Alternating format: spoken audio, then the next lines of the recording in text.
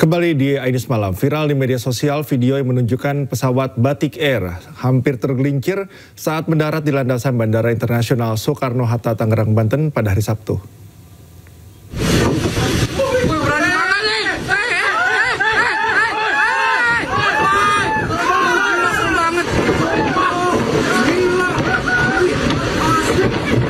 Saat kondisi hujan deras dengan sayap kanan nyaris menyentuh landasan.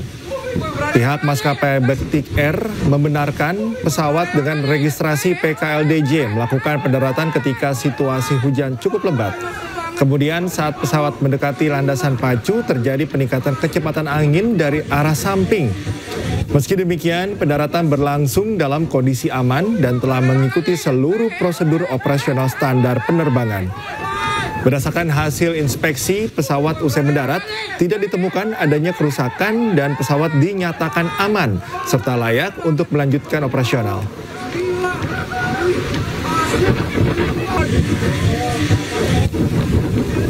Ke informasi selanjutnya, ribuan kendaraan wisatawan dari berbagai daerah mulai memadati jalur utama menuju tol Paster pada Minggu malam. Banyaknya volume kendaraan yang menuju tol membuat jalur tersebut macet. Kepadatan kendaraan terjadi dari kawasan Jalan Dr. Junjunan menuju tol Paster. Antrian kendaraan mengular sejauh 4 km dari Simpang Paster hingga Jalan Layang Mohtar Kusuma Atmaja atau Flyover Pasopati. Kemacetan ini didominasi oleh kendaraan asal Jabodetabek yang hendak kembali ke daerah asalnya.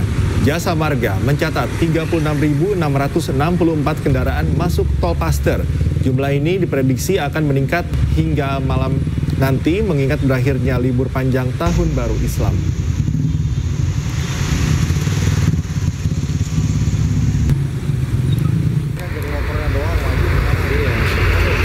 Arus balik libur panjang Tahun Baru 1 Muharram 1447 Hijriah, ribuan kendaraan kembali mengarah ke Jabodetabek.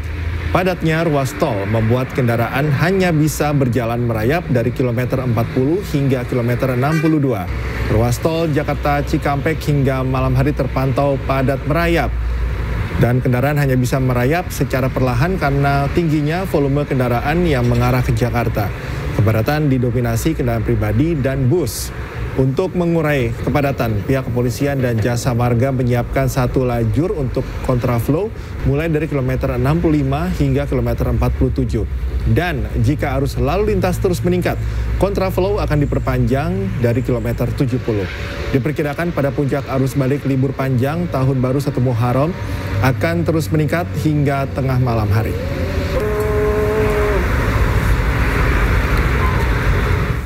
Lonjakan volume kendaraan wisatawan terjadi di objek wisata Malioboro, Yogyakarta pada Minggu malam. Setiap jamnya ratusan kendaraan pribadi memadati akses masuk kawasan ini. Beginilah situasi lalu lintas kendaraan wisatawan di akses masuk menuju Malioboro, Yogyakarta pada Minggu malam. Untuk mengurai kepadatan kendaraan, petugas memberlakukan rekayasa lalu lintas dengan sistem buka tutup dan pengalihan arus kendaraan atau Car Free Night mulai pukul 18 hingga 21.00. Sementara di kawasan pedestrian, ribuan wisatawan menikmati suasana malam Malioboro dengan berburu oleh-oleh maupun bersuah foto bersama keluarga.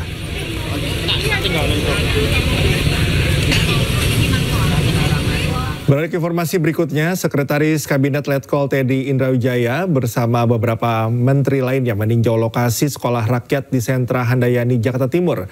Nantinya sekolah rakyat ini disiapkan bagi anak-anak dari keluarga miskin dan miskin ekstrim.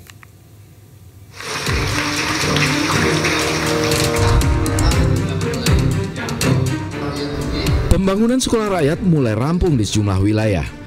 Sekretaris Kabinet Letkol Teddy Indrawijaya bersama Menteri Sosial Saifullah Yusuf dan Menteri Pekerjaan Umum Dodi Hanggodo meninjau sekolah rakyat di sentra Handayani, Jakarta Timur.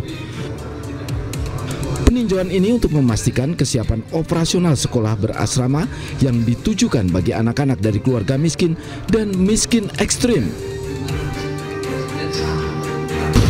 Untuk membangun anak-anak agar lebih sehat, lebih mendapatkan pendidikan yang bermutu, lebih aman,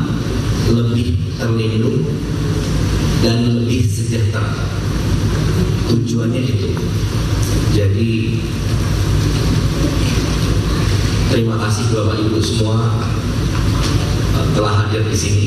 Kemudian ini memang kita tidak terlalu banyak di sini, tapi saya yakin dari hal yang di tempat ini nanti akan semakin orang tahu, sampaikan ke yang lainnya bahwa ya tadi yang seperti saya bilang, tujuan adanya sekolah ini adalah nantinya untuk semuanya akan hidup lebih sejahtera. Sekarang ini kita sudah menentukan 100 titik pertama, sudah selesai itu semua.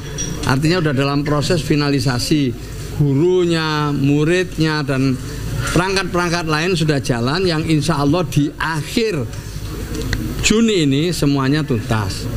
Kita sekarang menuju ke 100 titik berikutnya, di mana sekarang ini kira-kira ada 70 lebih sudah yang direstui oleh Kementerian Pekerjaan Umum dan dinyatakan layak untuk menjadi rintisan sekolah rakyat tahun ini. Sentra Handayani menampung 75 peserta didik dari jenjang sekolah menengah pertama. Mereka akan mendapatkan pendidikan gratis, fasilitas sekolah hingga asrama. Pemerintah menargetkan 100 sekolah rakyat di Indonesia yang mampu menampung 20.000 murid, 3.000 guru, dan 7.000 tenaga pendidik dalam 1 tahun pelajaran. Sementara itu, kegiatan belajar mengajar akan dimulai pada 14 Juli mendatang. Dari Jakarta, Galuh Pandu, Yudi Permana, Anyus melaporkan.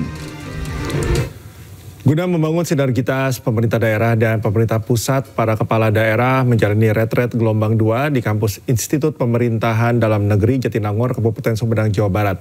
Salah satunya Bupati Lombok Utara, Najmul Akhyar, yang juga menjadi koordinator wilayah Bali, NTB, dan NTT Partai Perindo.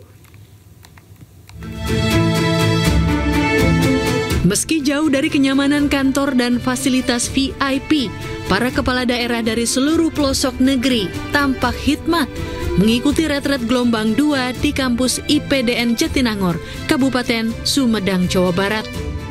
Dibalut dengan kedisiplinan dan kekompakan serta kedekatan, retret kepala daerah yang dicanangkan Presiden Prabowo Subianto ini guna menumbuhkan sinergitas antara pemerintah daerah dan pemerintah pusat. Bupati Lombok Utara yang juga sebagai koordinator wilayah Bali, NTB, dan NTT Partai Perindo, Najmul Akhyar, mengaku berkesan dengan kegiatan retret kepala daerah yang syarat akan manfaat ini. Salah satunya mendiskusikan persoalan yang dihadapi kepala daerah bersama para pemateri serta peserta retret ini. Kegiatan retret kemarin sangat terasa ya manfaatnya, saling mendiskusikan program masing-masing di daerah untuk bisa saling memotivasi, memberikan masukan. Ya, kemudian sinergitas antara pemerintah daerah dengan pemerintah pusat itu adalah bagaimana para kepala daerah benar-benar memahami apa yang menjadi program strategis nasional pemerintahan Presiden Prabowo saat ini. Selain menumbuhkan sinergitas, retret ini juga menumbuhkan soliditas antara kepala daerah dengan saling memberikan motivasi. Dari Jakarta, Abdul Aziz Firmansyah, iNews melaporkan.